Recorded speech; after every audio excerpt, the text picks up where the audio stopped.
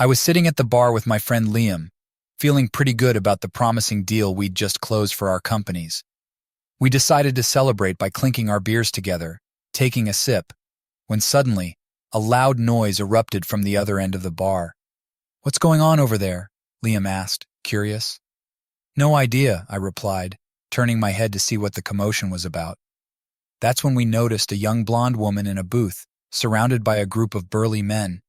She was clearly tipsy, laughing loudly at something one of the guys said. She had on a short skirt and a sleeveless top, despite the fact that it wasn't exactly warm outside. There was something about her. Long blonde hair, a rose tattoo on her shoulder, that reminded me of my wife Emily. But I knew it couldn't be her. Emily was off on one of her never-ending business trips, this time in Houston for 4 days, working with some factory management. Emily's job kept her traveling a lot, selling security equipment to factories all over the country. So, I figured it was the perfect opportunity to meet up with Liam in Oklahoma City without disturbing things at home. As we kept an eye on the blonde woman, who we jokingly nicknamed Blondie Rose, she and her group decided to leave. She walked out of the bar, hand in hand with 2 men, one black and the other Hispanic. Just as they passed by us, she caught my eye, giving me a sharp look with her dark blue eyes before the 3 of them chuckled and disappeared through the door. "Hey Sam, you all right?" Liam asked, noticing I seemed a bit off once the group was gone. "Yeah, I'm fine," I assured him, though I was feeling uneasy. For the record, I'm Sam Roberts, head of product development at RER Industries in Denver, Colorado. I've been handling negotiations with Liam's company to produce a new line of energy-efficient air conditioning controls for smart homes. With environmental concerns on the rise, this deal is a win-win for both of our firms. Today's little get-together was our way of celebrating the successful conclusion of those negotiations. "Yeah, I'm fine," I repeated to Liam, though something about that blonde had gotten under my skin. She just reminds me a lot of my wife, Emily. Liam looked at me, puzzled. "Isn't she supposed to be in Houston?" he asked. "Yeah, she is," I confirmed, but I couldn't shake the feeling that something was off. It's just something about that blonde. It's bothering me, but I can't quite put my finger on it. Just then, the waitress came by our table. "We'll take 2 more beers," I said before stopping her as she turned to leave. "By the way, do you know anything about that blonde who just left?" "Oh, her?" the waitress replied, her voice cautious. "I've seen her around here a few times, always with a bunch of guys. Trust me, you don't want to get mixed up with her." "Just curious," I muttered, trying to brush it off. After we finished our beers, Liam and I called it a night. I promised him we'd stay in touch and headed back to my room. Once I was there, I tried calling Emily, but every time it went straight to voicemail. That struck me as odd, because Emily usually kept her phone close by. It left me with a bad feeling I just couldn't shake. I decided to call the hotel where Emily was supposedly staying in Houston, but to my surprise, they informed me that she had checked out early that morning. Now, it wasn't out of the ordinary for Emily to juggle multiple clients on one trip, but she always made sure to keep me in the loop if her plans changed. Feeling uneasy, I shot her a message. "How are you? Everything okay?" Her response came quickly. "I'm exhausted," she wrote. "Long day, getting ready for bed." That seemed normal enough, but I couldn't shake the feeling that something was off. "Where are you?" I asked, trying to sound casual. "At the hotel? Where else?" she replied. A nagging thought crossed my mind. What was really going on here? Emily wasn't the type to lie to me. Or was she? She added in a follow-up message, "I'll be home on Friday evening as planned. See you then. Love you."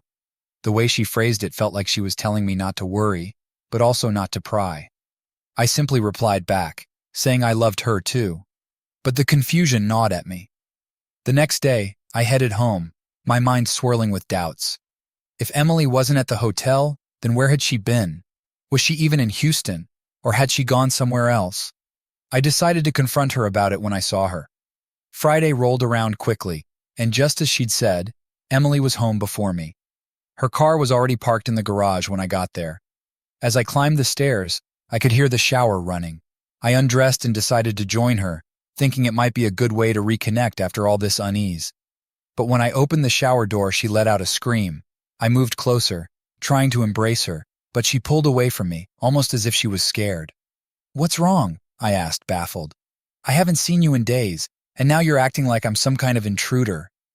"You scared me half to death," she exclaimed, her voice still trembling. "Please, just let me finish my shower, and I'll be out in a few minutes, okay?" Seeing how uncomfortable she was, I backed off, shrugging as I stepped out of the bathroom. "It's fine," I told her. "I just missed you and wanted to show you some affection. That's all." I got dressed and headed downstairs, feeling a little hurt, but not wanting to push her further. I grabbed a beer and settled in to watch the news, trying to shake off the strange encounter. About half an hour later, Emily came downstairs, dressed in shorts and a t-shirt. "I'm sorry for yelling," she said, her voice softer now. "I missed you too. The trip was awful." I looked at her, still feeling uneasy. "I tried calling you on Wednesday. Where were you?" I pressed, needing some answers. "I was in my hotel room," she insisted, her voice firm. "Then why did the hotel say you checked out early that morning?" I questioned, feeling a knot tightening in my chest. "Oh, I forgot to mention," she stammered. "There was a bathroom leak. The floor was soaked, and they didn't have another room to offer me, so I switched hotels. I should have told you." I sighed, feeling a mix of relief and frustration. "I was worried about you, and I had some good news to share," I explained, hoping to shift the conversation. "What news?" she asked, her tone brightening a little. "Remember that company in Oklahoma City we were negotiating with? Well, I went there while you were in Houston and sealed the deal with their financial director. It's a big opportunity for us, and if everything goes as planned, we might even start thinking about having kids." "Wait, you were in Oklahoma City 2 days ago?" she asked, a hint of concern creeping into her voice. "Yeah, I was. Why?" I responded, a bit confused by her reaction. "You didn't mention you were going there," she pointed out. "It was a spur-of-the-moment thing," I clarified. "Liam was available, so I flew over, spent the night, and came back. I thought you were in Houston and wouldn't even notice. I tried calling to let you know, but I couldn't reach you. That's when I called the hotel, and they said you checked out early." "I'm sorry," she admitted, her voice softening. "I should have told you, but I didn't want to bother you." "It wouldn't have been a hassle," I reassured her, trying to keep my frustration in check. Then she dropped another bombshell. "Hey, I've got news for you too. My territory's been expanded. I'm taking over for one of the other reps who's leaving, so I'll be on the road even more, maybe 4 or 5 days a week." "4 or 5 days a week? Every week?" I echoed, feeling like I'd been punched in the gut. "I hardly see you as it is. How long is this going to last?" "I'm not sure," she replied almost dismissively, "until they find someone to replace him, hopefully within the next 3 months. "Damn," I muttered under my breath, feeling the weight of it all pressing down on me. "When does this start?" "Monday," she revealed, barely looking at me. "I'm flying out to Miami on Monday morning. I found out last night when I checked in with the office. It's crazy." That night, we had dinner together, watched some TV, and then went to bed. We made love, but all I could think about was how little time we had left before she'd be off again. I wanted to hold on to every moment before she left for Miami, but a part of me couldn't shake the feeling that things were slipping away. So we decided to go out dancing on Saturday night, which naturally led to another night of wild passion. Sunday was no different. We slept in late and spent most of the morning tangled up in bed together. It wasn't until around 1 o'clock in the afternoon that she finally got up to start getting ready for her trip. I got up with her and went about my usual weekend routine, which involved tackling the yard work. That evening, we ordered pizza and ended the day in bed again, making love as if it was the last time we'd see each other. Monday morning rolled around, and as she was heading out the door to catch her flight, she kissed me and teasingly said, "Keep this nice and warm for me," while running her hand down the front of my pants. "You can count on it," I replied casually, giving her a quick kiss goodbye before she left. Every evening while she was away, she'd call to let me know she was okay. When she returned, it was like we couldn't get enough of each other. We spent the entire weekend in bed, lost in each other's arms. This pattern went on for about 4 weeks, and then everything changed.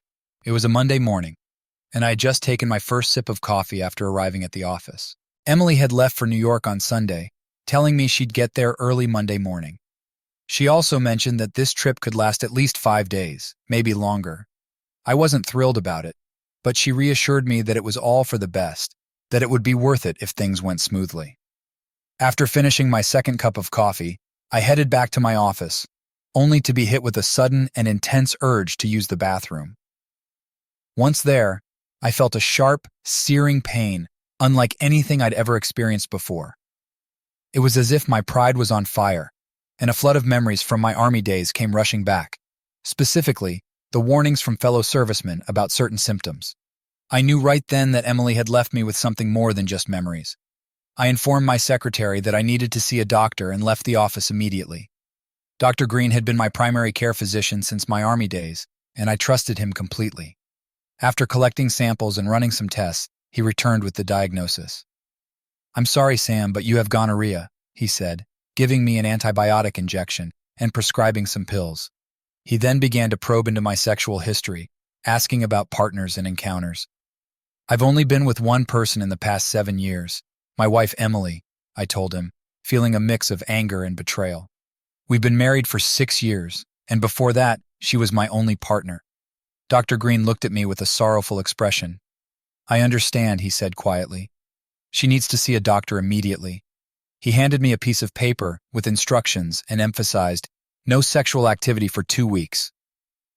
"No problem there," I assured him, my mind reeling from the realization of what had just happened. There was no way I was going to be intimate with Emily again after what I'd just learned.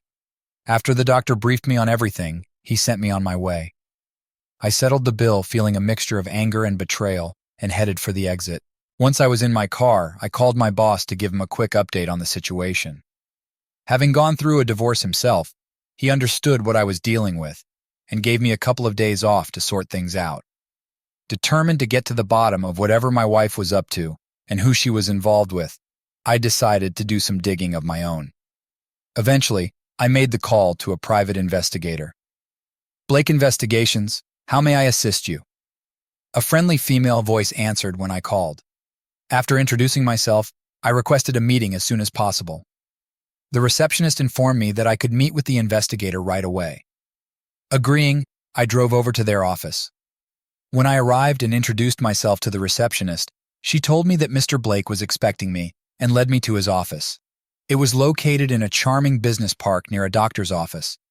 I half expected a dimly lit, smoky room, but I was pleasantly surprised to find a well-appointed office instead. The receptionist, with a wide smile, greeted me again and said, "Mr. Blake is expecting you. Please follow me." As she walked, I couldn't help but notice her legs and the way her long hair swayed with each step. She knocked on the door and ushered me inside. A burly man rose from his seat, extending his hand. "Henry Blake," he introduced himself as we shook hands. "Please, take a seat. Can I offer you a drink? Coffee, tea?" "No, I'm good, thanks," I declined. Once the secretary left the room, Henry turned his full attention to me. "What can I do for you today, Mr. Roberts?" he asked, his pen ready to take notes as I laid out the whole messy situation. "Have you consulted with a lawyer yet?" he inquired. "Not yet," I admitted. "Well, we work closely with several lawyers in the area," he mentioned. "I can recommend one if you'd like." "That would be helpful, thank you," I agreed. "Your wife is in New York?" he asked, raising an eyebrow. I nodded. "Is she traveling anywhere else this week?" "I don't know," I confessed, feeling the weight of my uncertainty. "She hasn't mentioned any other plans," I admitted, feeling the knot of suspicion tightening in my gut. "I can call her office and find out," Henry offered. "Why don't you do it?" I replied, pulling out my phone. I dialed her office number, and after a few rings, her secretary, Laura Hayes, answered. I requested to speak with my wife's assistant, Samantha Lee. It wasn't long before Samantha was on the line. "Hi, Pat, it's Sam Roberts. Could you give me some details about my wife's schedule?" I asked. She usually leaves it with me before her trips, but I seem to have misplaced it. There was a brief pause before Samantha responded. "I'm sorry, Mr. Roberts, but Mrs. Roberts doesn't work here anymore." A chill ran down my spine. "Didn't she tell you?" Samantha asked, her voice tinged with concern. "Tell me what?" I asked, completely bewildered. "She resigned about a month ago," Samantha clarified. "I'm surprised she didn't mention anything about leaving." My mind raced as I tried to process the information. "Did she say why she was quitting?" I asked, my voice tight. "Something about the chance to earn more money doing what she loves," Samantha informed me. "Did she mention the name of her new employer?" I pressed. "No, she didn't share that," Samantha replied. "I'm sorry, Mr. Roberts, but I don't have any more information." "That's all right, Samantha," I said, trying to keep my voice steady. Thank you anyway. After ending the call, I relayed everything to Henry. His expression grew more serious. Interesting, he commented, clearly sensing the gravity of the situation. Suddenly it hit me. I had installed a phone tracking app on Emily's phone a few months back, after she had misplaced it during a previous trip. Fortunately, the phone was found and returned by hotel staff before she flew home. When she got back, I reinstalled the app as a precaution. Opening the app, I waited for it to report her location. According to the app, her phone was registered at the Courtyard New York Manhattan Hotel, yet she had told me she was staying at the Times Square Hotel. Why was she at a different hotel? I shared this information with Henry, who jotted it down. Then a memory from the night I spent with Liam resurfaced. What if she's disguising herself? I pondered aloud. Could your team track her then? I asked, desperation creeping into my voice. We have methods for such scenarios, Henry assured me. Do you think she's capable of changing her appearance? I asked, recalling the encounter with the woman I saw that night with Liam. After a brief pause, Henry responded, This situation appears to be more complicated than a standard infidelity case. It's clear that your wife is hiding something significant from you, Mr. Roberts, and she's gone to considerable lengths to keep it under wraps. He continued, I do have associates in New York and other cities who sometimes assist me. However, involving them will come with additional costs. I need to find out what she's up to, I insisted. Please get them involved. Henry nodded and asked me to send over some pictures of Emily, which I did. He acknowledged receiving the photos and handed me some paperwork to fill out. I'll handle this promptly, he assured me. I'll keep an eye on her activities in New York. It might take a few days, but I'll get to the bottom of it. I'll contact you once I have a report. Henry then handed me a business card with the name Alex Morgan printed on it. She's the sharpest legal mind around. Avoid her path if you get my drift, he advised. I suggest you contact her right away. Feel free to mention our discussion, and I'll make sure she gets a complete copy of my findings. Thank you, I appreciate it, I replied, taking the card. With that, we stood up and shook hands, ending our meeting. I left the documents with the secretary and made a substantial deposit before exiting the office. Once outside, I took out Henry's business card and called Alex Morgan. Although she wasn't available, I managed to set up an appointment for 8 a.m. on Wednesday. Satisfied with the arrangements, I headed home, weighing whether to reach out to Emily or let her call me as she usually did after her daily tasks. I decided against contacting her, choosing instead to keep up the pretense that I was unaware of the situation.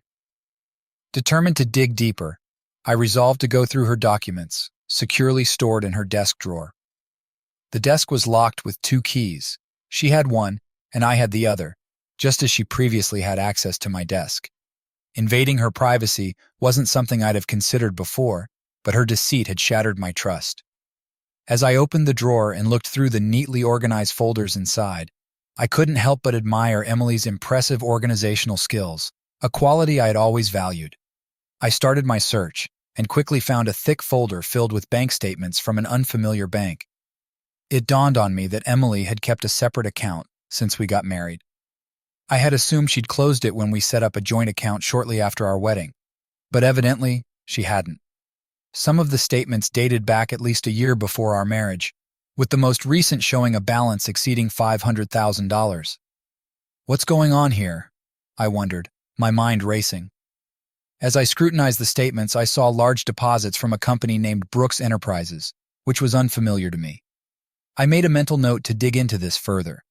Additionally, the statements revealed withdrawals for extravagant items such as high-end clothing, jewelry, wigs, hotel stays, and plane tickets. One ticket was for a round-trip flight from Houston to Oklahoma City, purchased just days before my meeting with Liam. Could the woman I saw at the bar have been posing as Emily? Digging deeper, I discovered 3 payments made to Planned Parenthood clinics. The first payment was made roughly a year after our marriage, followed by 2 more at intervals of 1 and 2 years later. Seeking more clarity, I continued my investigation and found a folder filled with receipts and statements from various medical professionals and clinics. At the top was a receipt from the doctor she had visited just before her recent trip, indicating that she had undergone examination and treatment for a condition. Moreover, I found 3 receipts from different clinics for D&C procedures. I didn't need to investigate further. I knew their purpose. Emily had undergone at least 3 abortions without telling me. not even mentioning her pregnancies. It felt like a punch to the gut, but that wasn't all. A folder filled with tax forms from 3 years ago also caught my attention. Emily had insisted that we file separately, citing concerns that her bonuses and commissions could push us into a higher tax bracket. Despite our debates on the matter, I eventually gave in to Emily's insistence on filing separately. Now, the truth behind her reasons was becoming clearer. Besides hinting that she earned significantly more than she had let on, I uncovered transfers from Brooks Enterprises. The latest transaction showed a large sum deposited into her account, but the reason for it was still unclear.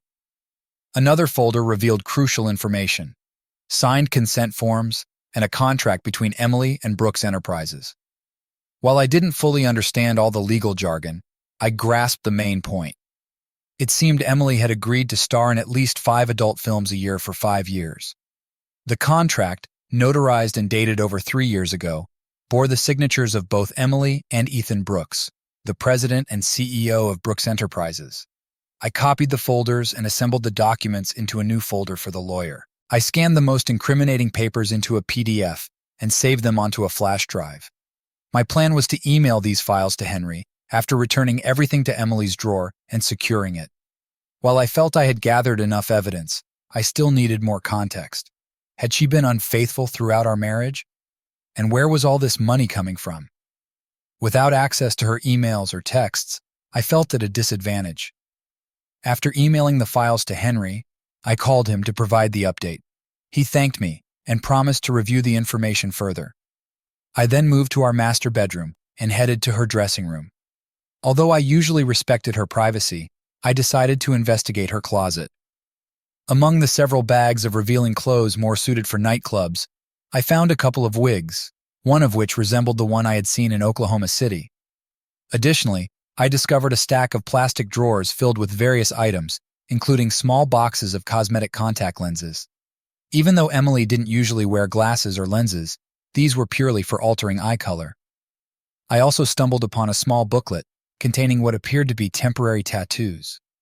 One of the temporary tattoos resembled the rose I had seen on the woman in Oklahoma City. I found myself wondering just how far Emily was willing to go to deceive me. Who was this woman I had married?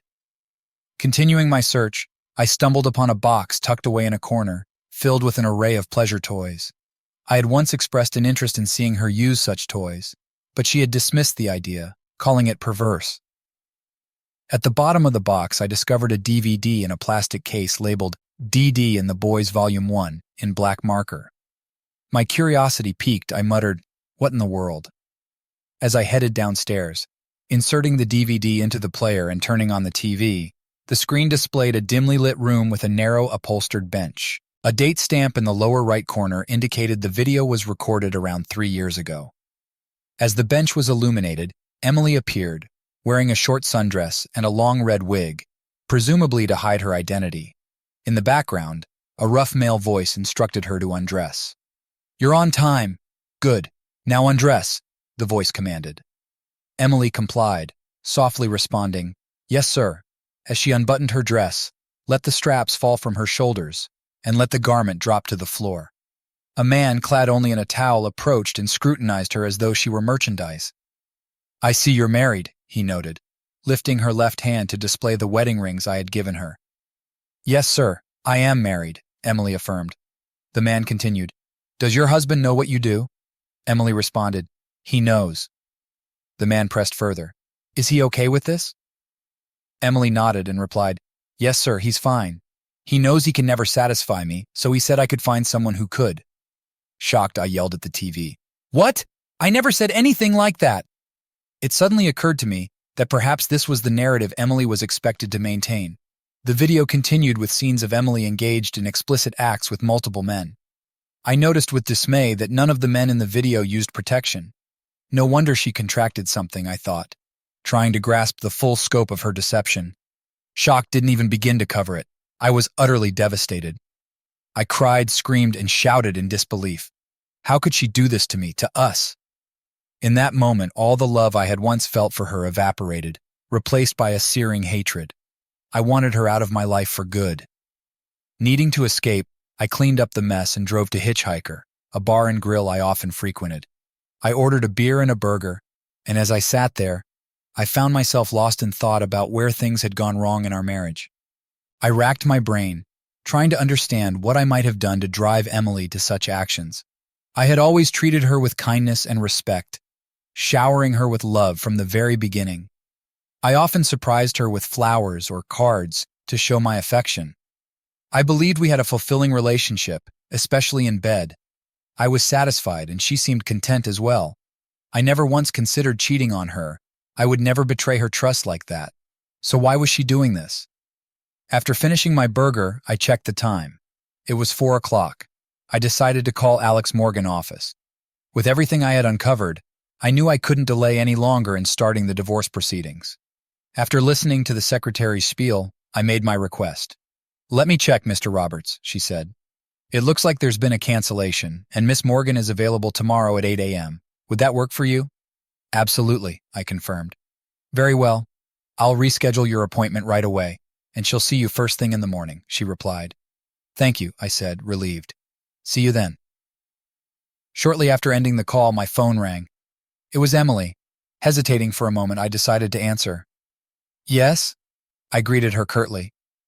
"Sam, it's me, Emily," she said, sounding surprised by my tone. "Are you okay?" "Not really," I admitted. "I've had a rough day. How are you?" "It's a bit early, isn't it?" she remarked. "Well, it's not too early," I countered. "You know I'm in New York." Emily called to let me know she was heading out for dinner and would be busy with clients for the evening. "Thanks for letting me know," I said. "How's everything on your end?" "Actually, things are looking up," she replied. "The deal we're working on is shaping up to be very favorable for us." "That's great to hear," I responded, trying to sound genuinely interested. "Sam, are you sure you're all right?" Emily asked, her concern tinged with unease. "You don't sound like yourself." "I'm just feeling under the weather," I confessed. "I might turn in early tonight. If I'm still feeling off tomorrow, I might see someone." "I'm sorry to hear that," Emily said. "Is there anything I can do from here?" "No, there's nothing you can do," I said. "I'll manage. You just focus on your work." "All right, but take care of yourself," she insisted. "I want you healthy when I get back. I miss you." "Yes, I know," I said flatly. "I love you," she added. "Me too," I replied, but my voice lacked the warmth it once had. I hung up without dwelling on whether she noticed my lack of enthusiasm. Once the call ended, I finished my burger and made my way home. I spent the rest of the evening lounging on the couch watching TV until I fell asleep. The next morning, I woke up early, made coffee, showered, and dressed. I gathered all the documents I needed and headed to my appointment with Alex Morgan.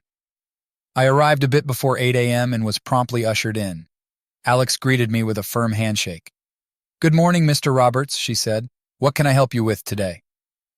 I placed a hefty folder on her desk and began outlining the situation. "Here's everything I've uncovered so far," I explained. Alex scrutinized the documents with growing concern. After a thorough review, she looked up at me, clearly troubled. "I assume you've already been in touch with Mr. Blake?" she asked. "Yes," I confirmed. "I've shared some of this information with him. He's got contacts in New York who will be keeping an eye on things there." "Got it," Alex said, nodding. "I'll coordinate with him and get started on this immediately." Alex asked me directly about my goals in this situation. "Simply put," I said, "I want her out of my life. I want to keep my home, my pension, and all my assets. From what I know, she's in line to gain a substantial amount from her accounts, pension, and personal property. I have no intention of providing her with any financial support." Alex reviewed the financial details and noted, "It looks like she's been earning quite a bit more than you. However, I don't anticipate major issues with spousal support. The court might require you to sell the house and divide the proceeds along with some of the joint assets, but I'll work to minimize that. Thankfully, in this state, infidelity can be a factor in asset division, which could work in your favor. I'll consult with Mr. Blake, assess the evidence, and develop a strategy." "Sunday afternoon works for me," I agreed. "Excellent," Alex said. "That gives me enough time to prepare everything and begin legal proceedings." She handed me her business card with her personal cell number written on the back and a sheet of instructions. "If anything comes up, don't hesitate to reach out. Avoid making any hasty decisions. I'll contact you once the documents are ready for submission." I thanked her, and we exchanged a final handshake. I left the office, stopping at the secretary's desk to pay the advance. The next 2 days were uneventful.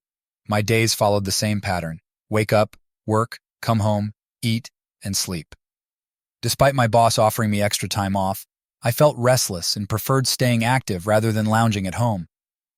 On Thursday afternoon, Alex called, asking to meet with Henry and me at her office the next morning. I agreed and informed my boss, who granted me Friday off. Later that evening, Emily called. "I just wanted to update you," she said. "Everything is going according to plan, and I'll be back home on Sunday afternoon." "That's good to hear," I replied. "What time should I expect you?" "I'll catch a taxi from the airport and should be home around 1, she said. "Then we can celebrate." I didn't respond to her remark about celebrating. Instead, I ended the call, my mind already racing with the next steps. "Are you excited?" Emily asked. "Yes, absolutely," I replied. "All right, honey," she said. "See you then. Hope you've been taking your vitamins. I plan to wear you out with our lovemaking." I chuckled.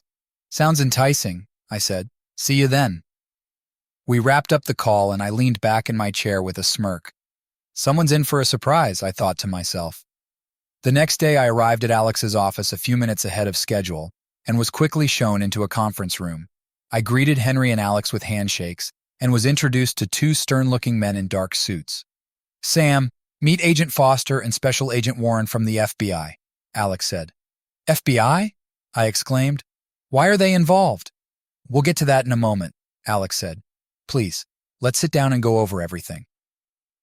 As we settled in, Alex pulled out the divorce papers. "These were filed in court yesterday afternoon, as you requested," she said. "You mentioned your wife is expected back tomorrow at 1 p.m., correct?" "Yes, that's right," I confirmed. "Henry will deliver these to her," Alex continued, handing the papers to Henry. "He's also a notary, so he can verify her signature if she agrees to sign. I believe she will comply once she understands her situation." Henry opened his briefcase, stowed the papers, then pulled out a thick folder and a stack of DVDs, setting them on the table. "What's all this about?" I asked. "This is my final report," Henry said, handing me a photo of a scruffy-looking man with slicked-back hair. "This is Ethan Brooks." "He looks pretty sketchy," I noted. Henry chuckled. "You're right about that. Brooks is the head of a national chain of strip clubs based in Richmond, Virginia. He's also deeply involved in the adult film industry. Quite the character, if you ask me. A few years back, he even tried to run for Congress and made quite a scene on social media with his wild rants. About 5 years ago, Brooks launched an exclusive men's club," Henry began. "Joining wasn't too difficult, just a $55,000 fee and meeting some physical requirements." "What do you mean by physical requirements?" I asked. "They've got to be well endowed," Henry clarified. "At least 9 inches. "So that's the benchmark?" I guessed. "Yep, that's right," Henry confirmed. "And this club has branches across the country. They hold wild parties once or twice a month and sometimes recruit local women." "So my wife was one of them?" I inferred. "Yeah, she's been involved for at least 5 years," Henry confirmed. "Damn," I muttered. "But how did she manage this during her work trips?" Henry explained. "From what we've pieced together, she's been cutting her trips short by a day or 2. She'd attend the events, then need a day or 2 to recover and get back to her usual self. She hoped you wouldn't notice the changes." I sat in stunned silence. She had gone to great lengths to keep her double life hidden from me. She really went all out, I thought bitterly. Henry continued. "She used wigs, temporary tattoos, and colored contact lenses to alter her appearance. Knowing you respected her privacy, she kept her disguise tools in her closet and desk drawer." I recalled the items I'd found, but Henry had more to add.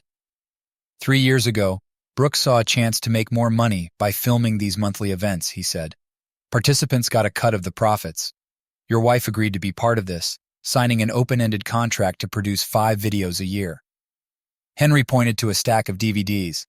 "So far, she's made 15 films for Brooks. He posts excerpts online for promotion, and those clips have racked up hundreds of thousands of views and downloads. Your wife's work is pretty well known now." "And that's not all," Henry added. "About a month ago, Brooks hired your wife full-time. Along with performing, Emily's also been tasked with recruiting and training other women to join the industry," Henry explained. I sat in disbelief, struggling to absorb the gravity of what I was hearing. "So, Why is the FBI involved? I asked. Special Agent Warren spoke up. Do you remember the cult case a few years ago with a local actress? Yes, I vaguely recall it, I said. The ringleader got a hefty prison sentence if I remember right. Correct, Warren confirmed. He was sentenced to 120 years. We suspect a similar situation with your wife and Brooks. We can't share all the details yet, but we need to apprehend your wife. Your cooperation would be invaluable. If Emily's mixed up in something like this, I won't just stand by, I assured them. What's the plan? We spent the next hour discussing strategies. Foster and Warren laid out their approach, and everyone contributed ideas. Eventually, we agreed on a course of action. All right, Mr. Roberts, Warren said, standing up. I'll see you on Sunday. Sounds good, Agent Warren, I replied, shaking his hand. We exchanged farewells, and I watched them leave. I'm truly sorry about all this, Sam, Alex said, her tone sincere. I have to admit, this case is quite unusual. I've never seen anything like it. It's hard to believe she could deceive me for so long, I said, feeling like a fool. I feel completely betrayed. Alex reached into her briefcase and handed me a business card. Sam, once this is resolved, I think you should consider speaking to someone. This consultant is the best in the field. I strongly recommend you give her a call. I looked at the card, noting the name, Dr. Caleb Miller. I'll reach out to her as soon as I get home, I promised. Good idea, Alex agreed. I shook Alex's hand, collected the materials Henry had given me, and headed home. Once I arrived, I called Dr. Caleb and scheduled a meeting for the following Wednesday. Then I set about completing the tasks we had discussed at Alex's office. Sunday, 2:05 p.m. Sam and Emily Roberts' residence. Shortly after 1 p.m., Emily walked through the door, dragging a suitcase, a briefcase, a rolling duffel bag, and a large garment bag. She placed everything on the sofa and greeted me with a smile. But her expression changed as she noticed the items arranged on the kitchen table in front of me. Sit down, Emily, I said calmly. We need to talk. I really need to take a shower and clean up first, she replied. It can wait, I insisted. No, Emily, we need to talk now. Please, Sam, she started to protest. Sit down, woman, I snapped, my frustration breaking through. I had never raised my voice like that in all our years together. She flinched at my outburst but slowly moved to the kitchen table, her eyes darting over the items I had laid out. She pulled out a chair and sat down. What's all this about? She asked. I ignored her question. Tell me something, Emily, I pressed. It was you I saw in Oklahoma City the week you claimed to be in Houston, wasn't it? The shock on her face gave way to an unsettling calm. Yes, it was me, she admitted. I was surprised to see you there and half expected you to do something. It's a good thing you didn't. Those guys would have stomped you into the ground. By the way, how did you recognize me? You can dress up any way you want, Emily, I said. But no matter what you do, your face doesn't change. I'd recognize you anywhere. So were you ever going to tell me about the 3 fetuses you had? I continued.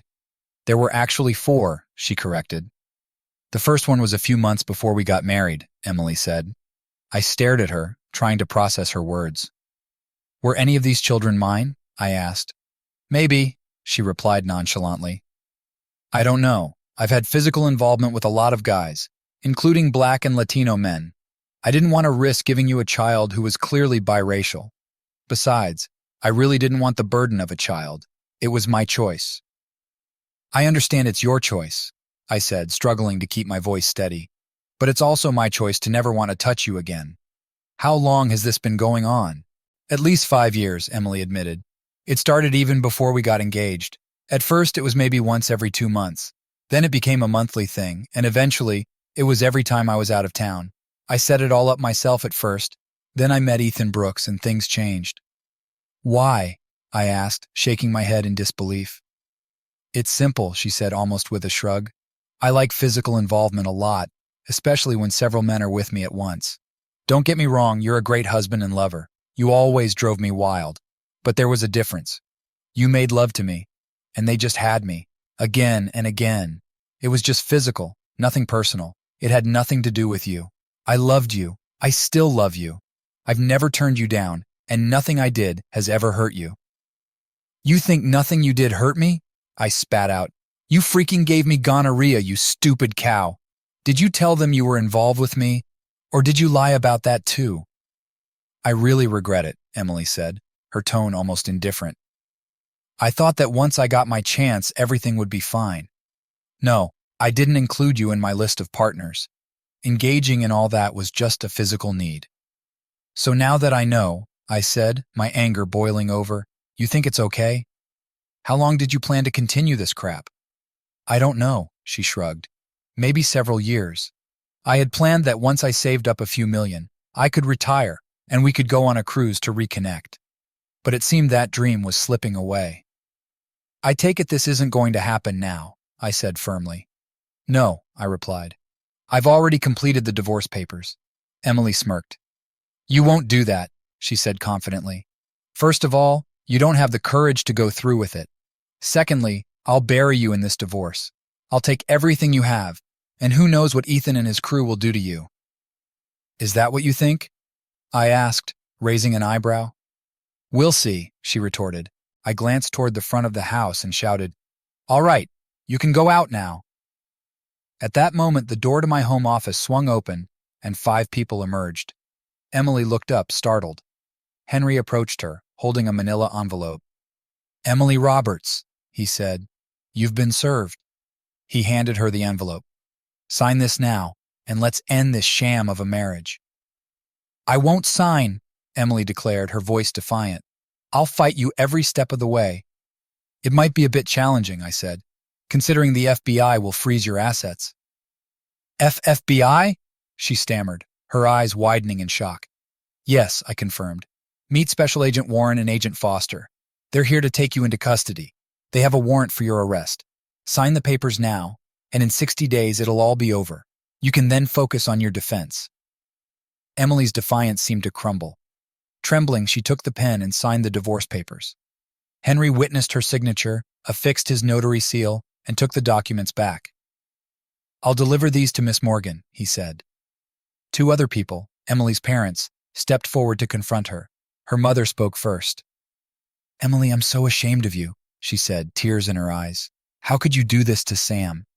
I'm just following in your footsteps, Mom, Emily spat back. Her father and I exchanged shocked glances. You're the one who told me to grab everything I could, Emily said, glaring at her mother. Is this true? Nancy asked her father, George. Nancy muttered something incoherent for a few moments before falling silent. We'll talk about this when we get home, George said firmly. Turning to me, he added, I'm really sorry about all this, Sam. I was stunned to realize the extent of Emily's deception. We have all of Emily's belongings, George informed me. She can come by to collect them whenever she wants. Could you do us a favor and stay in touch? Of course, George, I replied, shaking his hand. Thank you. I watched them leave, feeling a mix of relief and disbelief. As soon as the door closed behind Emily's parents, Agent Warren stepped forward. Emily Roberts, you are under arrest on charges of conspiracy, racketeering, and trafficking, he announced. Please stand up, turn around, and place your hands behind your back. Emily obeyed, casting a resentful glare in my direction as Warren read her rights. Once she was handcuffed, the agents led her outside. Henry turned to me with a reassuring smile. Everything went smoothly, he said. Are you okay? Yes, Henry, I'm fine, I assured him. He nodded and extended his hand. Take care of yourself, Sam, he said as we shook hands. 6 months later, the divorce was finalized without any major hitches, thanks in large part to Alex's meticulous work and the criminal charges against Emily. Federal authorities had arrested several individuals connected to Brooks's operation, including Brooks himself. After a couple of months of intense investigation, the trials began. Emily was deemed a flight risk and denied bail. By the time the trial concluded, she had depleted a significant portion of her savings on her defense team. I only spoke to Emily once after her arrest. When the final divorce papers arrived, I visited her at the county jail. They brought her out in shackles and secured her to the table opposite me. She looked thinner and exhausted with dark circles under her eyes. You look terrible, Emily, I remarked. Yeah, well, orange isn't really my color, she retorted. What do you want? She snapped, her attitude unchanged. I kept my tone neutral. I was just curious if you've received the final divorce papers yet. I got them today, she replied. I had a chance to watch some of your videos, I said. trying to gauge her reaction. "Did you enjoy them?" she asked with a hint of a grin. "No, actually, I find them quite disgusting," I said flatly. "Doesn't matter," she shrugged nonchalantly. "But I was curious about something," I continued. "I noticed that they all begin the same way. Some small, unremarkable guy gets beaten, stripped, and tied to a chair with a chastity cage. Was that your idea?" "Yes, it was," she said with a smirk. "I'd been thinking about doing that for a while. It was a long-standing fantasy of mine, and I really enjoyed it." "Is this what you actually wanted to do to me?" I asked, my voice steady. "Yes," she admitted almost proudly. "I thought about it several times. I really wanted to see you in that position." "You're truly twisted, you know," I said. "I didn't expect you to be so cold-hearted. Did you honestly think I'd just stand by and let you treat me like that?" "I don't know," she shrugged. "Maybe." "Well, it's a good thing you never tried it," I said firmly. "I've never hit a woman. But if you had attempted that with me, I'd have been tempted to end you myself." She stared at me in shock. I didn't wait for a reply. "I've heard stories about what you and Brooks did to those girls," I said. "How do you sleep at night?" "What, should I start crying and begging for forgiveness?" She spat. "No," I replied, shaking my head. "I'd expect that from someone with a conscience.